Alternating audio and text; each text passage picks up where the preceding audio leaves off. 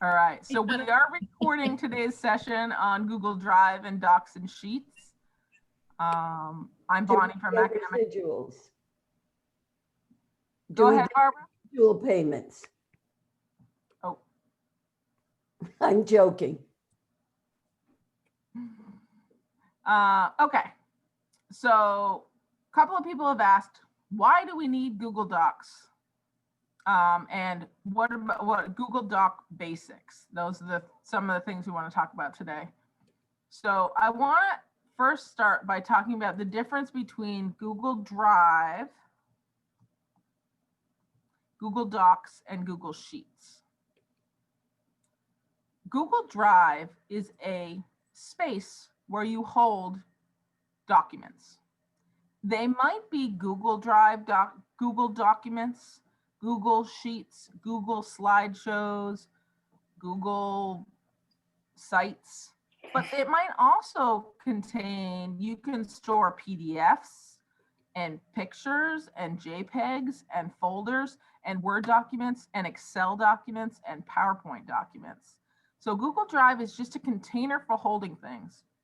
It allows you to organize them into folders and subfolders. It allows you to search them. And by putting something on a Google Drive, it gives you an easy way of sharing it with other people. Each item can be shared individually with the individuals that you want or with groups that you want, or you can create a folder and share everything within that folder within a group. And or you can create what's known as a shared drive, which is a drive that you allow everyone a certain membership to, and every time anything goes into that drive, it's automatically shared with that same group. Okay, so there are different types of things. So Drive is a container.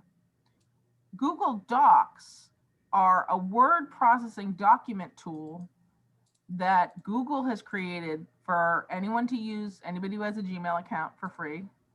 Google Sheets is a spreadsheet tool for rows and columns of data, calendars, layouts, things like that.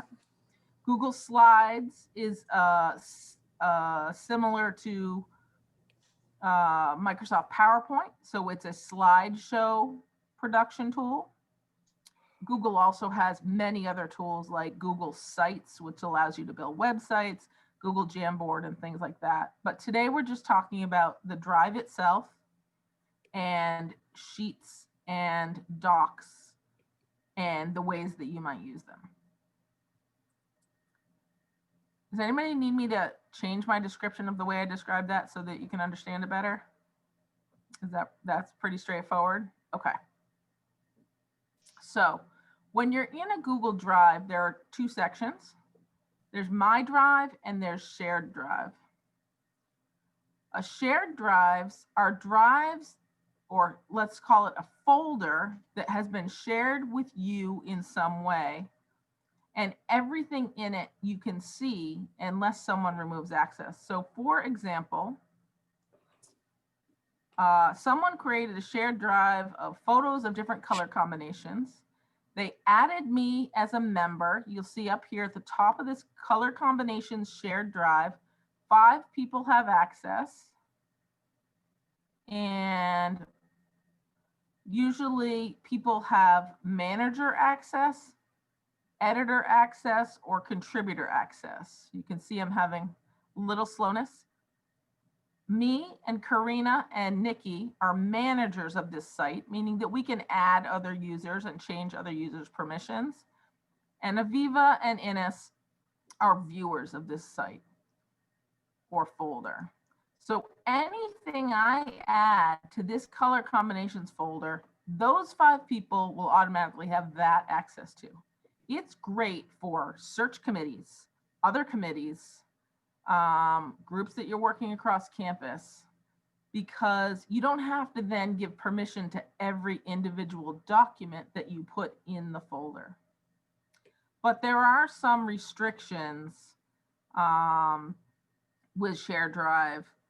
It looks like we are allowed to share outside of our network now, but for a while we could only do shared drives within the Antioch network. And you'll see that now we can add members from outside the network. Okay. What you can't do in a shared drive, I believe, or at least it was the case last I checked, you can't take away permissions from those people to see the documents that are in a shared drive. So in a shared drive, the documents are owned by the drive. They are not owned by an individual. And that's the primary difference. So if one of these 5 individuals leaves, these documents will still stay in this shared drive because the documents itself aren't owned by an individual user. Michelle, you had a question? Well, I didn't know if it would, you can hear me, right? Yep. I didn't know if it would be helpful, but I've built a couple of shared drives for various faculty that I work with at Seattle, and like for our doc, one of our doc programs that I work with, I built it and I load all of their admit letters and any documents they use there and whatnot. And then, so they can all see everything in one place. They don't have to use the server. The piece that I learned about that is a little frustrating is that when you share the drive, you are agreeing, the default is you share every document in the drive. And so, I mean, it's really, really valuable, but figuring there's like, I wanted something that they could see but not change, because they tend to want to make things look good for them, and they're not really thinking that 9 other people are viewing that document and using it. So yeah, then you just have to load it as a PDF or something, but it works really well when you want 10 or 17 people to all have access to documents together, and they don't have to dig through their drive to find it, because they just click on their shared drives and there they're listed, and there's not that many. Right. And you'll see in your shared drive, the membership and their access is controlled once on the whole drive. So Aviva can only view anything in this drive, but Karina and Nikki and I can change and add and remove things. So in Michelle's case, that's fine if everything in that drive you want everyone to have the same type of access to. But often you'll have a document that you want people to be able to edit, and you'll have a different document that you want people to be able to only view. And by default, they get their membership status attached to it. I believe Google has worked on allowing you to change that manually on individual documents. But this is where you decide whether to use a shared folder in My Drive, where you have individual control over the sharing of each thing in that drive, or whether you use a shared drive, which automatically assigns the same sharing permissions to every document you put in. That's sort of the difference between when you make that choice. And it's a challenging choice. You go with the most efficient model because you have 200 people in your group. So big groups or documents or drives with lots of documents. The shared version is more efficient because you don't have to manually apply those sharing settings to every document. But if you have a small group where you have mixed documents, where sometimes you want them to write, sometimes you want different people to edit, sometimes you want people to only view, sometimes a shared Google folder in your My Drive and not a shared drive is the better choice. That can get confusing for people, and it's not super important. But if you want help making that decision, shoot us an email at AT and we'll help you with that. More often what happens, people get started with Google Drive because someone sends them a document in Google Drive and says, I wanted you to be able to see this, feel free to put in comments or edit it. And those things all land in My Drive. My Drive is a collection of items you've created that are not in a shared drive that you own, and items that have been shared with you as an individual. So you'll see that I have many documents in here. And you'll see that I am the owner of these. So I have a signature. I have a brainstorming document. This can be anything. And I am the owner. But if I had created this document in a shared drive, the shared drive would be the owner of the file, not Bonnie Powers. And that's also valuable for when people join and leave teams a lot. So I've just created this text document, and this sharing tool, this is how you decide who has what permissions. So let me look at that. There are two types of permissions that you can give to your documents. You can add individuals. I could say, I want Michelle Honey to have specific permissions. And on this document, I want her to be an editor, meaning she can add, edit, and delete things from the document. And I can send her a notification that she's been added, or I can just uncheck the notify button and give her that access. And I could do that for 20, 50, 30 different people, whatever your group needs. But if you're using it in a class, for example, and you're doing it on a dash and you don't have time to type in everybody's email, you can use the links down here to give access to different groups. And your choices down here are only the people listed above can view it, and that's called restricted, or anyone with the link can edit, or I can change anyone with the link can view it. And then Michelle up here can still be an editor. So we're adding these two bits together. Individuals with permissions to do things and groups with permissions to do things. Now, anyone on the internet with this link can view or can edit really opens it up. That means your document is wide open to be searched and found, and anyone in the world who has the internet can find it. If you choose anyone at antioch.edu can edit, and anyone with the link can just view it, then you can just share this. It's okay if they see it, but they have to be logged into antioch.edu, that email, in order to edit this document. And this is brand new that Google lets you do both of these things at the same time. Literally yesterday, that wasn't there. As of today, you can choose both. Suzanne, you have a question? Yeah, and you might have just struck on something for me. We do on our calendar, we have colloquiums once a month, and I do a poster for the colloquium which advertises it. And I was asked, because we have about a 750 person email list of students and interested parties and alumni, they wanted me to link the poster for the event to the Google Calendar. But when I went into Google Calendar to do it, they asked me for a Google Doc. So I converted the document to a Google Doc, but when I attached it, people still couldn't open it up. But not everybody has an antioch.edu email address. Correct. So is that why they were not able to open it? Yes, if they probably got an error when they opened this, said you do not have permission to view this. You can request access. Yes. And then you might have got some emails that said, can you give me access? Can you give me access? So many of our adjunct faculty, many of our people who supervise our students, they don't have Antioch email accounts. So they would need this anyone with the link permission to at least be able to view it. But if they were logged into their Antioch account, they would be able to edit it. Karina?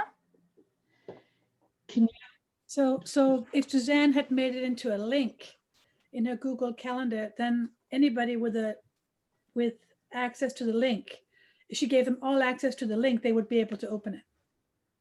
Yes, so Suzanne could use anyone with the link can view And that way she doesn't have to manually add 750 people up here to the top with viewing, which wouldn't be very useful.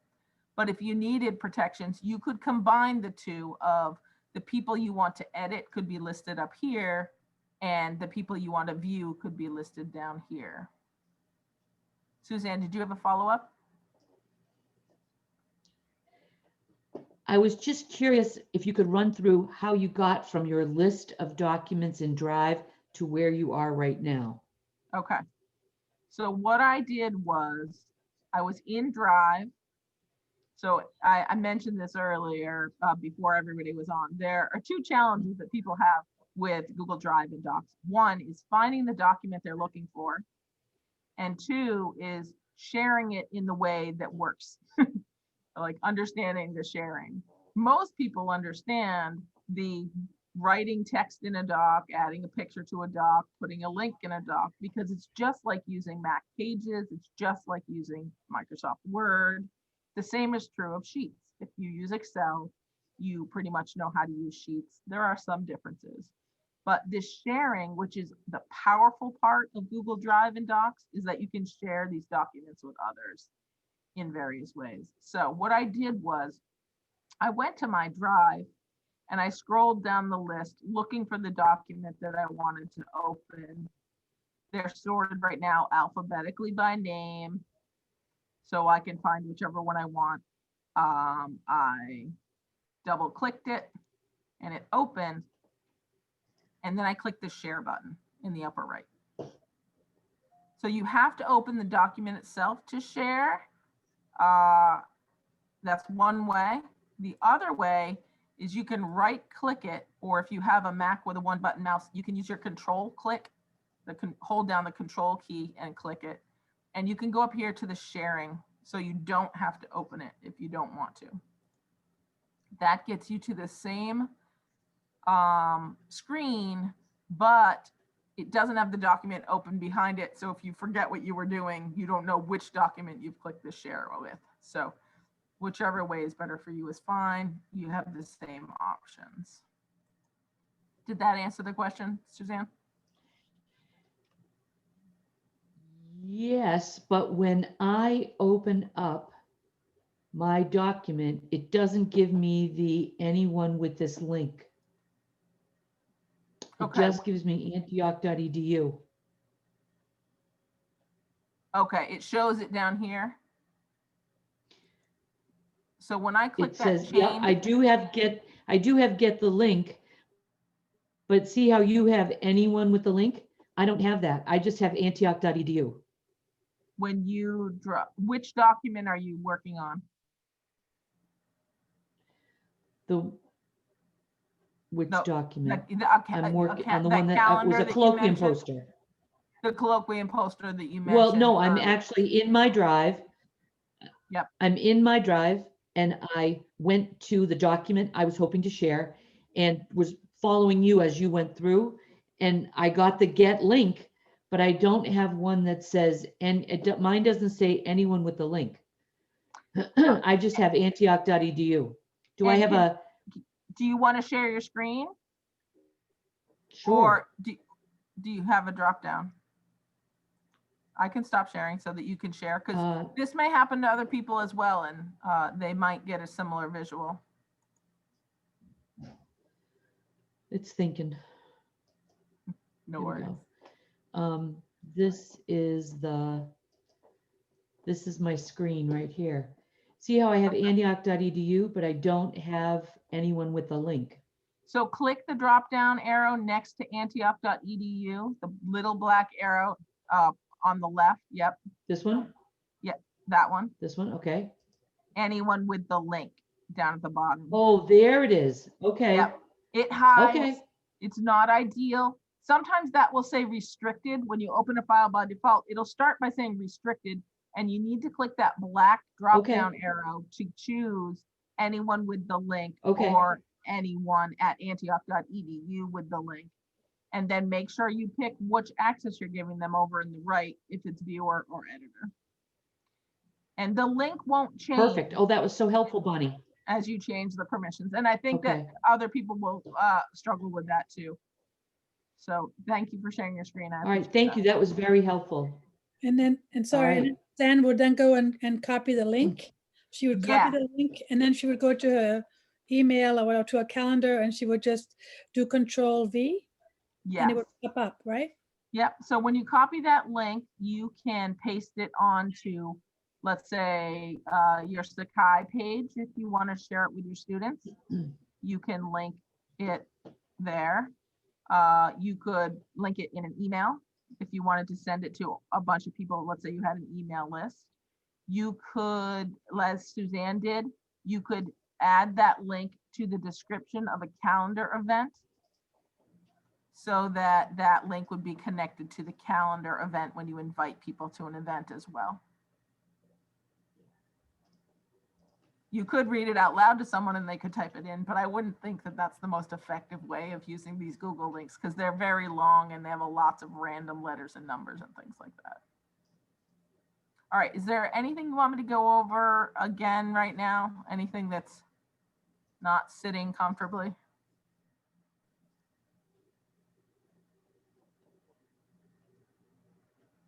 Okay. So we'll come back to sharing, take more sharing questions. That doesn't have to be the end of the conversation, but I did want to note a few things about finding things in my drive. So in my drive, it's very convenient if I know the name of the document, but many times somebody else shared the document with me and they named it, and I'm sure they didn't use the same naming scheme I would have thought up in my head. So you don't know where it is. So there's a couple of things you can do. My favorite way is when you open a document the first time, if you decide this is something you're going to go back to a lot, I use this little star icon. And you can star the documents that you're going to be needing or you might want to find easily in the near future. And what that does is add it to this section of your Google Drive called starred.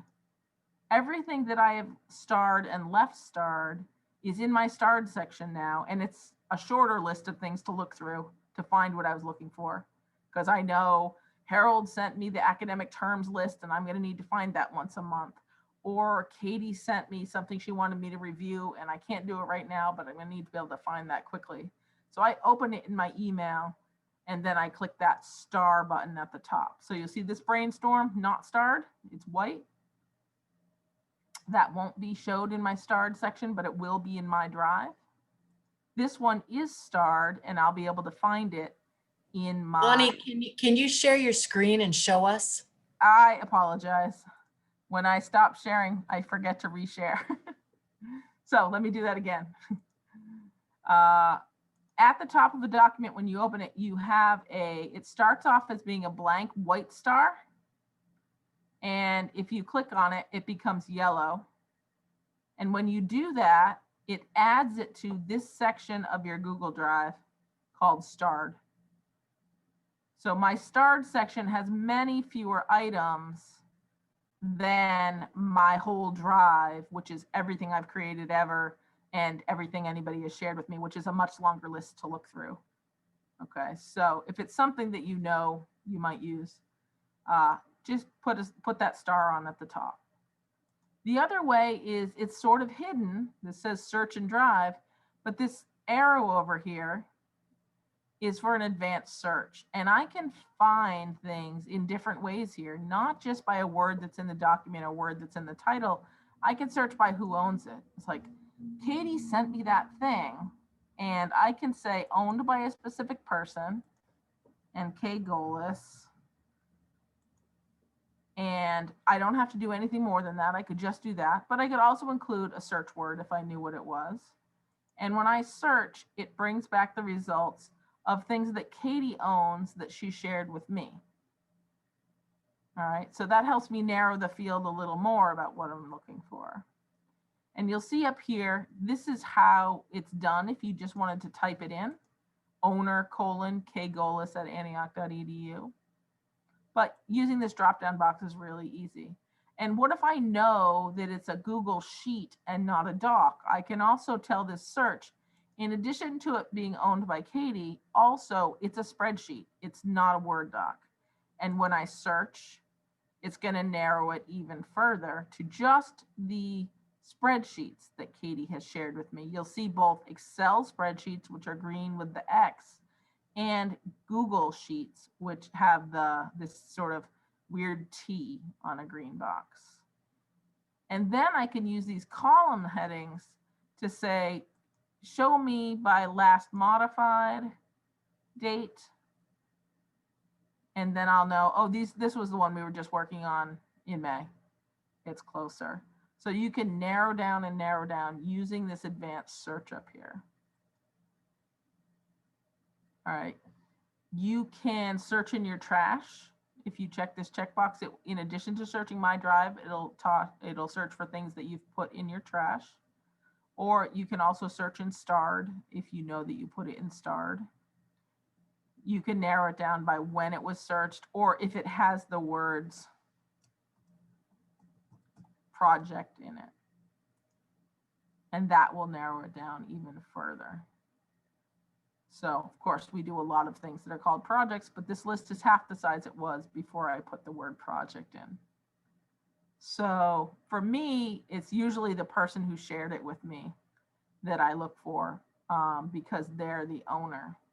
Now that gets tricky if I also have a shared drive with Katie, which I do, and I want to look at my AT-IT collaboration drive.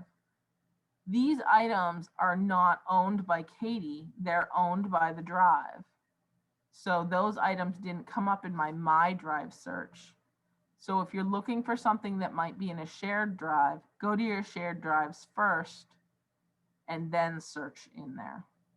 Because that owned keyword won't work on the shared drive thing. Also, I'm going to go back to My Drive just because that's where you land. You have a couple of views. By default, it puts things on your page alphabetically if that's the last way you searched. And then it puts several things in your quick access. The bigger your screen is, the more things it'll put up here.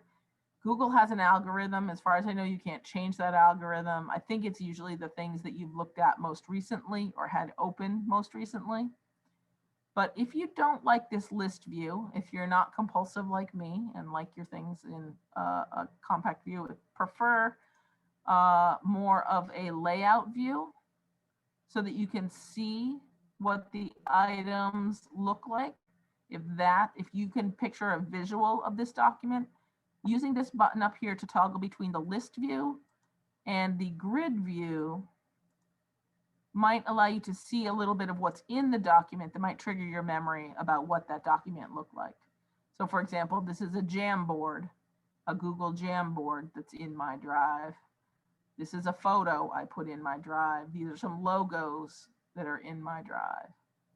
And sometimes those things are easier to find, not by their name or who owns them, but by a visual depiction of what that item is. Here's my signature if I needed to put it on something. All right, so that's this button up here. And as always, you've got settings. And under your settings, you can get Google Drive for desktop. What this does is put a mirror of your Google Drive on your desktop. So that instead of having to open a web browser and go to Google Drive, you can open your Google Desktop folder and it'll show you those things in Drive as if it were a folder on your computer, which is helpful if you're dragging and dropping a lot of items, or if you're reorganizing a lot of items, because it's a little bit easier on your native operating system to move those things around than it is to say scroll to the bottom and try to drag this Help Center document up into this folder that I have up here and then drop it. So if you're doing a reorganization project, or if you have a lot of files or changing a lot of things, using this, getting Google Drive for desktop is very helpful. All right, so I'm going to jump back over to my sheet. We've talked about how to share and how to find. Have I answered the question, why do we need Google Docs? Can I speak about that more, Barbara, or answer a specific question that would help you? No, I'm a reluctant joiner to it. But Well- I did ask a subsequent question, and that was the icons next to each of the documents. Is Okay. there, yeah, is there an easy index to what they represent? Once you've learned it, yes. I do not know of where to find a key, but let's see. Key to Google Drive icons. Let's see what Google has to say about that. What do the icons mean? They're a little, they Right. might be a little different right now. But I'm assuming as you create the documents, the icons are put there. Yes, automatically. So I'll go over that a little bit. They color code them, which is helpful. Right. Documents are blue, and they will either look like a blue square with white lines. That's for a Google Doc. And a Word document will be blue, but it'll have the W on it for Word. Uh-huh. Okay. Excel is the same way. This is a Google Sheet. It's green for a spreadsheet. And then it's green with an X if it's actually an Excel spreadsheet and not a Google spreadsheet. Okay. PowerPoint slides will be yellow. I think they have a PP on them. And Google slides are yellow with the white square in it. So it's relatively easy once you start creating or seeing the documents. Yes, or when other people share them with Right. you, they will come over with the appropriate icon. In the Windows world, they come over with a .docx for Microsoft Word, or .pdf for a PDF. On Mac, you don't have to show those file extensions. And so what Google does is it makes it a visual indicator rather than relying on the name. You'll see with me, mine have JPEG.jpg on them because I use Windows and I show my file extensions, and that's how I name my files. But other people don't always add that JPG. But this graphic will give anybody an indicator if the owner hasn't named it that way, so that you know, oh, this is a picture of mountains and it's red, so it's a graphic. The PDF is red and it has the word PDF on it right here, for example. They're quite Excellent. small. And And in, the sites are this slightly purple color. That's a Google site. and the shared drive, are those all the same kinds of documents? Yes. Okay. So the shared drive, it's more about who and how the documents are grouped and shared, but they do have the same file icons for what type they are. Okay. So you'll see Thank it you. there. And these have nested folders. So you can see that. So you'll see on my drive, I have, in addition to having documents and spreadsheets and slides, I also have some folders. I have folders with a person icon, which means I have shared this folder with some people. And I have document folders that don't have a person icon on them. That means I haven't shared them with anyone. But you'll see I've made mine different colors. And you can do that by right-clicking and changing the color. This helps you sort your items in a way. You can just pick which color you want and it'll change the color. Also, when I open my drive over here on the left side, it shows all the folders, and then I can drill down into the folders if I want to on the sidebar. That helps with dragging and dropping. If I wanted to drag this into this folder and this into that folder, it shows you your folder structure that's in there, just like Windows, even just like Mac. Michelle? Thanks, Bonnie. I know that if I'm looking for a document, I can go up to where it says search and drive, and I can, like sometimes when I'm trying to find something and it's not coming up and I look in recent, and I know I worked on it the last week, but I'm not seeing it. it's probably there, but I'm not seeing it.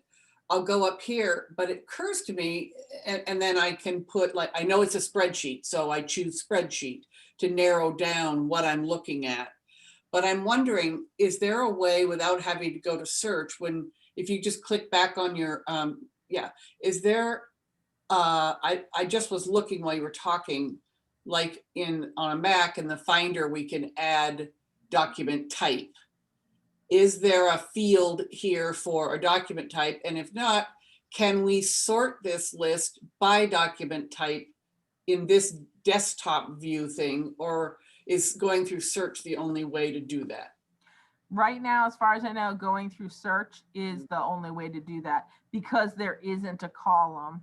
Now, effectively, this is its own column, but you see it doesn't have a separate header that Right. allows you to sort by document type, which I find frustrating. I myself have wanted that added. Yeah, And I haven't, I have used the send feedback button to Google. I have sent them that feedback, but the more people who send that feedback to allow us to add a column of document type yeah, to the main list on my drive so that we can sort by that column would be really helpful. I mean, there are lots of columns that might be helpful. yeah, These are the most common ones. And I know in Windows, you can turn on and turn off columns and they have 50 choices.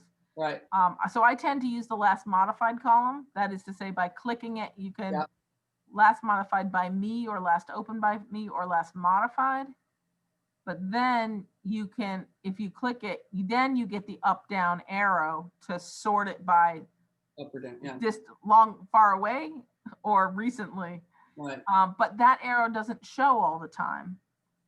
Another question in that same, because I think it's helpful. I've been using Google Drive for a while, but for any of us, I mean, there's the whole 2020 thing going on. And then there's moving from campus work to, virtual online on our own work. And the whole visual sorting is much heavier than it was ever before. And so that's harder for most of us. I'm just saying this out loud to other people in the group. You're not alone if you're trying to, like, how do I find anything in here? So I didn't know we could color these folders, and that's a great thing. I actually put that in the chat because I was thinking, like, if I'm dealing with our marriage and family therapy, I could make everything green that has to do with them, which could help me if I know I'm looking for one of their documents. But like in your professional development, you've made it green, and that's a folder. When you open it, are the items green, or can we make like the background? It doesn't allow you to color code the The name field, the or, items themselves, only the folders. well, I'm going to add that to the feedback list. Yeah, it would be nice to be able to, like, make the either the text or the background Right. a different color. Yeah. So you could do that. But I recommend you explore by right clicking, or on a Mac again, control clicking, and Mhm. seeing what options, because these options change regularly. They do very incremental updates, and because it's a browser-based tool, you never have to download an update. It just changes. They'll add a feature that you might not know about. So the willingness to go exploring, or even just asking me if I've seen anything new and interesting lately, it can be helpful. Yeah. Thanks. So yeah, I'll do that feedback, because these icons are helpful, but being able to sort them so that you can visually remove the distractions and find it's the PowerPoint. So I think that's the yellow one. You're just looking for yellow folders versus folders and then words and letters that are just, after a while, confusing. Yeah, it's one of those things you don't always pick up on when you're learning it yourself, because there's so much visual clutter on the page. And you're trying to understand, but when if it comes up, if someone shares that with you, then it works. Yeah. Suzanne, did you have a question? You answered it already, so I'm good, thank you. Okay, great. Anyone else? Well, I have- saw Yes. Barbara nod her head, and then Karina, I'll come to you after Barbara.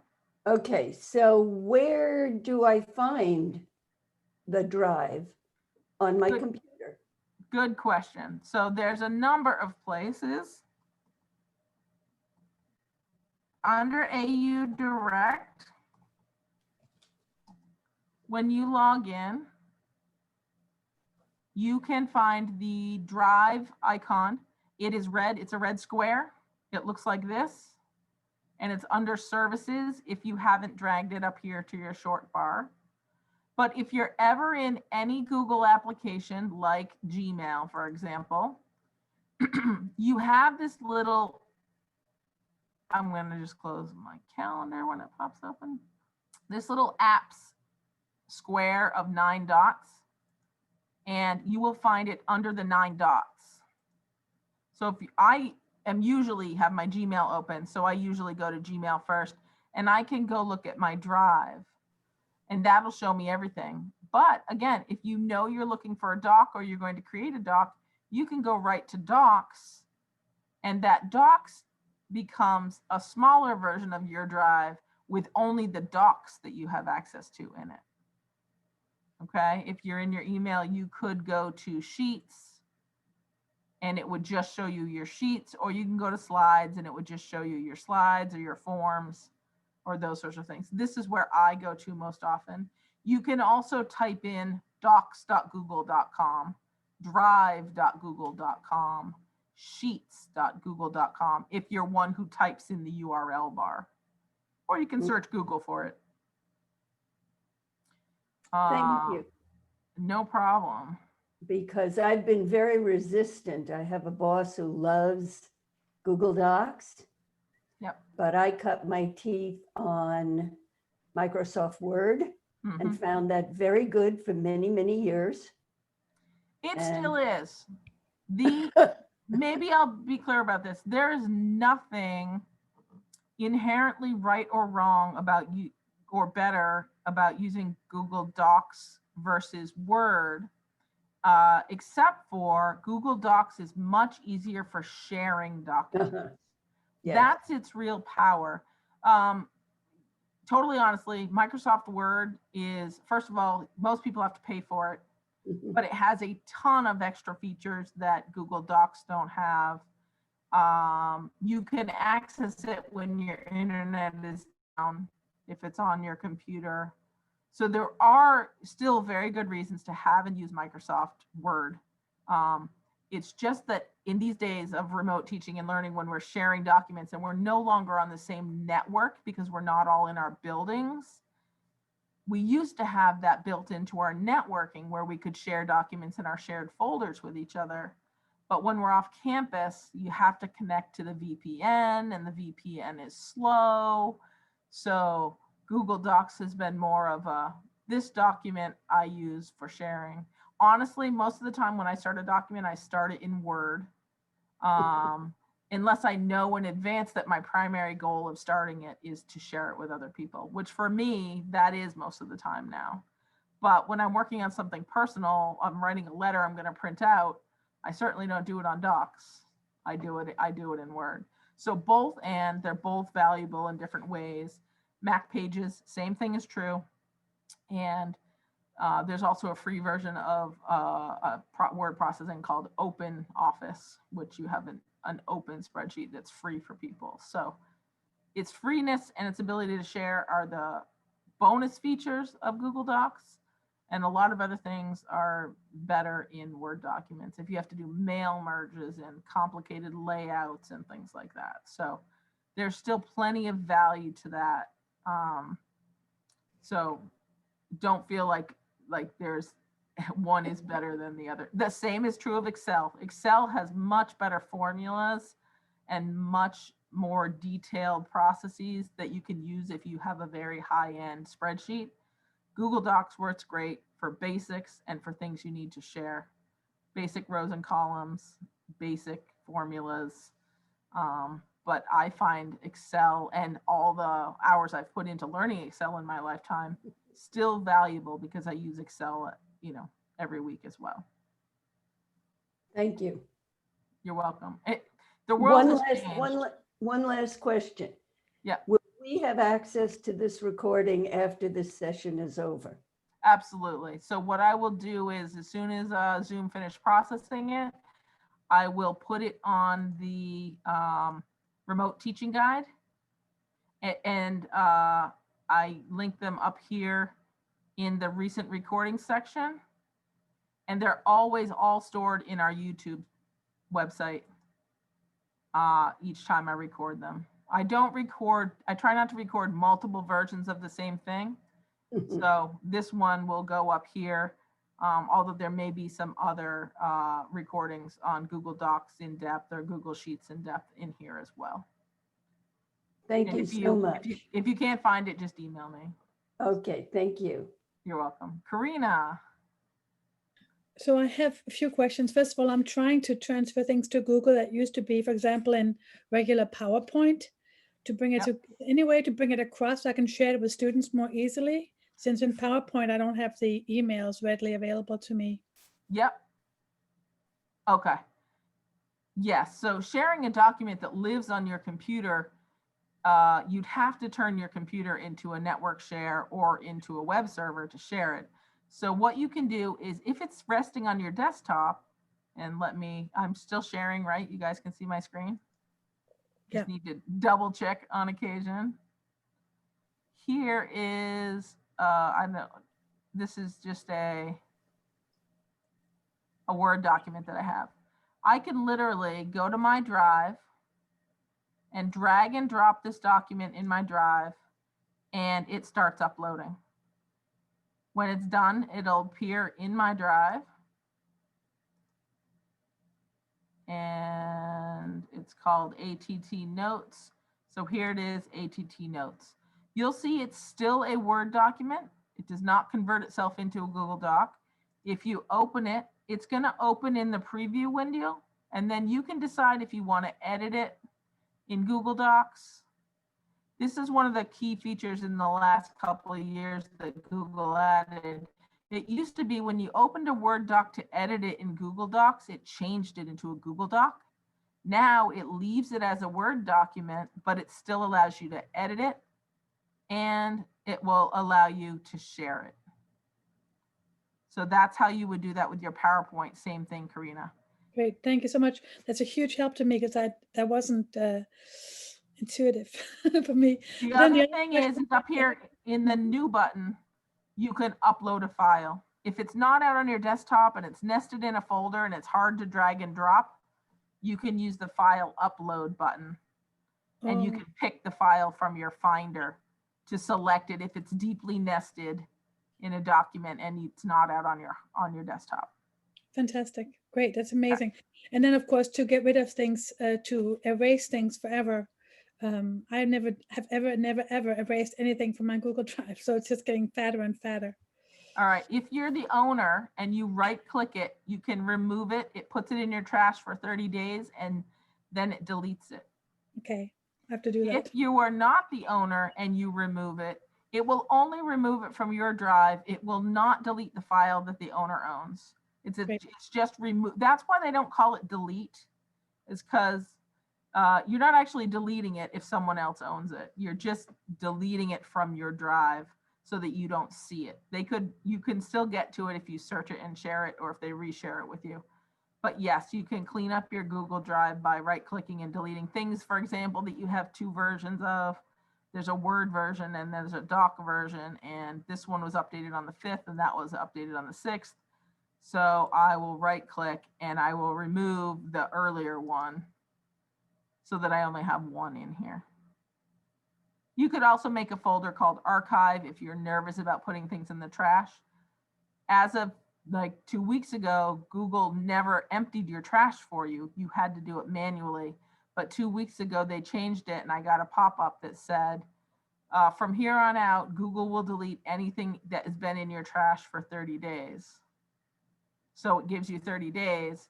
That's what I decide. I say, If I don't need this in the next 30 days and it gets deleted, I'll be fine. Then I'm comfortable moving in my trash. If I'm not, I put it in my folder that I call archive. And then I know that if I don't use those things in a little while, then I can move those to my trash for later. Did you have another question? No, okay.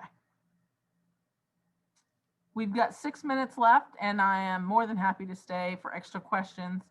And I haven't really shown you how to use Google Docs. This new button is super useful. This is where you can create a new Google Doc or a new Google Sheet. All you do is hit that plus sign to create a folder. You'll see if I create a folder, I have to give it a name. I'm very creative these days. New folder. And it alphabetizes itself alphabetically. If I want a new Google Doc, this is what I did this morning when I created our questions doc. It opens it up as untitled, it's blank, ready, set, go, and it auto saves itself. All of the Google tools do. Every time I type something, you'll see last edit was a second ago. And then up here it said saved.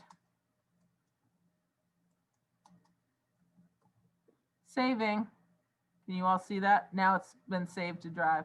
So it actively auto saves for you all the time. That's true with Google Slides, Google Sheets, Google Docs, Google Sites, all of those things.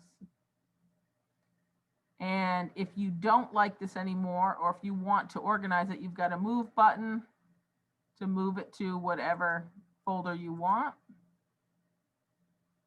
Or you can go to File and you can move to trash if you're not going to use it again. And when you put something in the trash, it says, do you want to take it out of the trash or do you want to go back to the Google Docs homepage? You go back to your Google Docs homepage, and these are only your docs again. Same is true in your Drive. You can upload a whole folder of content. If, for example, Michelle or someone said they were moving things to Google, you don't have to move items one at a time. You can move a whole folder from your desktop to Google by clicking on the folder and hitting upload. It'll move everything over there. Be advised, it may take a while if there's a lot of items. Michelle? One thing that it bubbles up in my brain as you were saying this is, especially for newbies, think of when you're making a new folder, think about what you want to name it in the sense of, the way you think, do you have a naming protocol? Like I work with a lot of different programs. So when I'm building a folder, I try and think, will I do this kind of thing for another group or another, lots of things we name by quarter, like, 20-fall or 21-winter. I actually put the year in front of the quarter because, it's really, we're turning the corner on another year all the time. But however, each one of us want to do that. But like, I wouldn't say, forms for grads. I would probably title it grads, comma, permission form or something, because there'll be other things I do grads, and then they'll come together if you want to alphabetize and find them.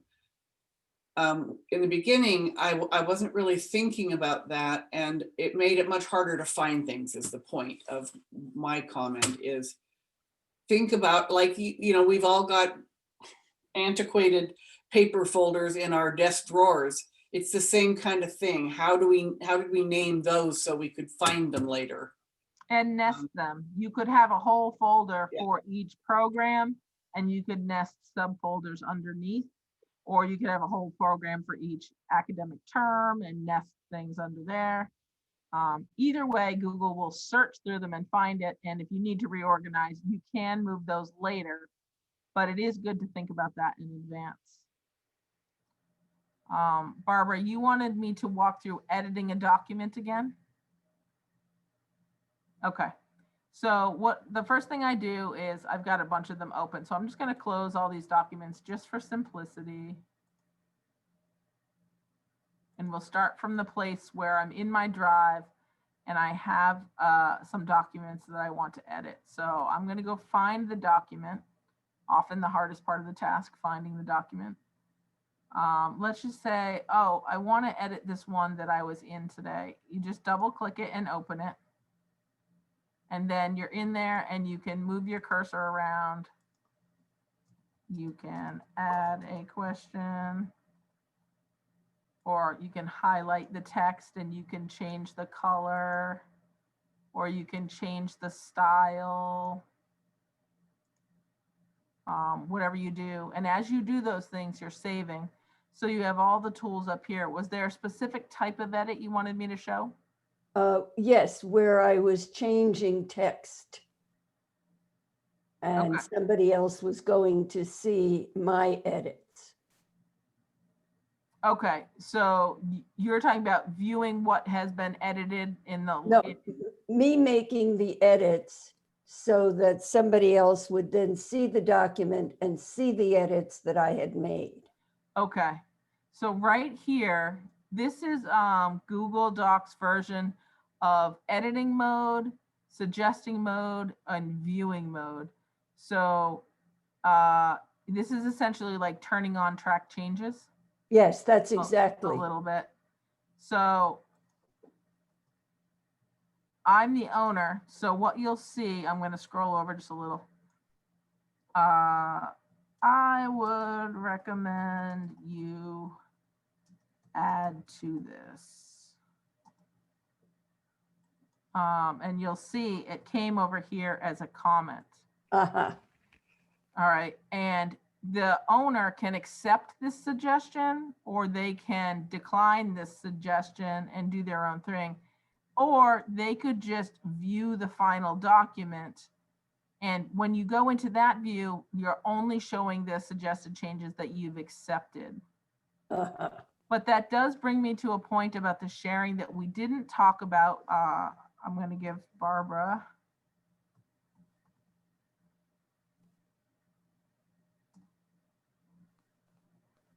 All right, I'm going to try. Your email isn't coming up, so I'll do Michelle That's again. because you're spelling it incorrectly. Oh, I before I-E. E. There we go.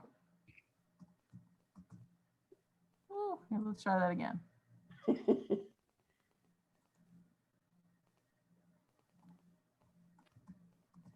There you go. There I go. You have three options in here. A viewer can only view the document, and an editor can edit, delete, remove text, all those things. They can't delete the document because you're the owner, but they Right. can edit anything in it, meaning they could highlight the whole thing and delete it.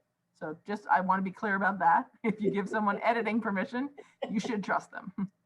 A commenter is someone who can only add comments. I'm not going to notify you of this. And that means the person can't come in here and edit the text in the text, but they can highlight the text. Uh-huh. And then over here on the toolbar, it allows you to add the comment. So I have to go into the editing mode. And then if I highlight something I wanted to comment on, this little plus box appears over here, Uh-huh. and I can add a comment. And I could answer this question or whatever. So a commenter might be a more helpful choice if you want to maintain a pretty tight control over the document, but still allow people to tell you what they think you should change.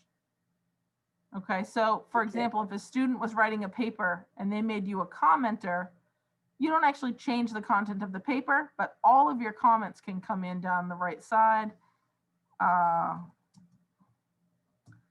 say, well said, and I comment, and you'll see now this item is highlighted in yellow because there's a comment attached to it. And when I click in there, the comment shows over here. I'm sorry, I've got to scroll over again. And you can see the comments and you can reply to the comments. So that's a safer option for allowing editors, for example, Michelle, if you want people to tell you what they'd like you to change versus allowing them to change it themselves. Excellent, Bonnie. Okay. Thank you. You're very welcome. All right. I will advise, if you really have some questions like how to do headers and footers, going to YouTube. I mean, YouTube is not God's gift to everything, but it is great for video tutorials. I'll often find worksheets that tell you how to do things step by step, but they're not as helpful as a video tutorial. So if you came in here and typed in Google Docs tutorial, I will give you, well, first of all, it helps if you can spell. Lots of things will come up. They'll be listed by views. I recommend you filter by things done this year, because Google changes a lot, and you might get a 2018 tutorial where the things aren't quite in the right place or the icons aren't quite the same. So if you narrow your results to this year, and then you look at the ones that have a lot of views, and when they were done or who they're done by, that'll help you find a better tutorial than one that might not quite answer your question. But these tutorials, they can be 5 minutes on how to do tracking changes in Google Docs, which is very helpful versus searching the whole web for how do I do that? Or why use Google Docs instead of Microsoft Word? You can ask these questions in English, and they'll have a tutorial out here for you. If you want to dig deep into how do I do formulas in Google Sheets, or why can't my dates sort properly in Google Sheets, or whatever it might be. YouTube is a great source for amateur and professional video tutorials that are helpful. All right, so we're 5 minutes over, and feel free to go if you have to be someplace else, but I'll stay on for a few minutes and I'll stop the recording. If you have any questions, just email us at at@antioch.edu. And now that we have 5.5 staff people, one of us will answer. The right one will pick up your ticket and get you an answer as soon as we can.